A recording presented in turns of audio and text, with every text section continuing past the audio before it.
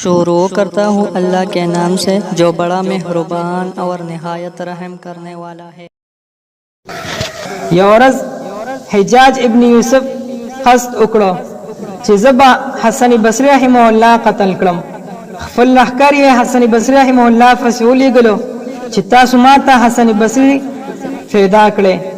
دې کې یو کس لاړو حضرت حسن بصری رحمه الله ته وویل چې تا پسې حجاج ابن یوسف لښکریان رالیږلي دي، ځان وباسه. هغه په منډه منډه لاړو، یو ځای ته ورسېدو. هلته یو بزرګو د هغې نوم حبیب عجمی و چې حسن بصری رحمه الله کله د دغه بزرګ خواله ورسېدو. حبیب عجمی رحمه الله ور باندې سلام واچولو او بیا یې ورته وفرمایل ولی وارخطای اې د مسلمانانو امامه. حضرت حسن بصری رحمه الله ورته ټوله واقعه بیان کړه. بیا یې ورته وفرمایل چې ما یو ځای کې داخل کړه چې د دوی ما ونه ویني. دا بزرګ ورته وفرمایل چې زما عبادت خانه ته داخل شه. نو چې کله حسن بصری رحمه الله عبادت خانه ته داخل شو چې منځونو باندې شروع وکړه، فدغه وخت کې لښکریان را ورسېدل.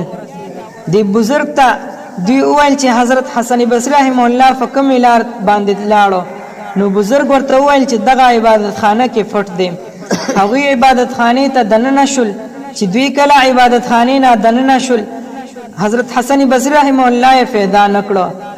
دوی بیا بهر ته راوتل. دوی د بزرګ ته وویل ته خو ډیر ولی او بزرګ یې، تا موږ ته څنګه دروغ وویل؟ دلته حسن بصری رحمه الله نشته. بزرګ ورته جواب ورکړو زه دروغ نه وایم، بلکې الله جل جلاله ستاسو نظر ختم کړو. یعنی تاسو ته حسن یعنی د هغوی هغه حسن بصری رحمه الله ښکاره نشو. دوی بار بار عبادت خانه ته دننه شول خو حسن بصری رحمه الله ورته ښکاره نشو. دی وخت کې حضرت حسن بصری رحمه الله د عبادت خانه نه راووتو. دی بزرګ ته وی چې اے دوستا، یعنی تا ولی دوی ته زما زی وښودلو؟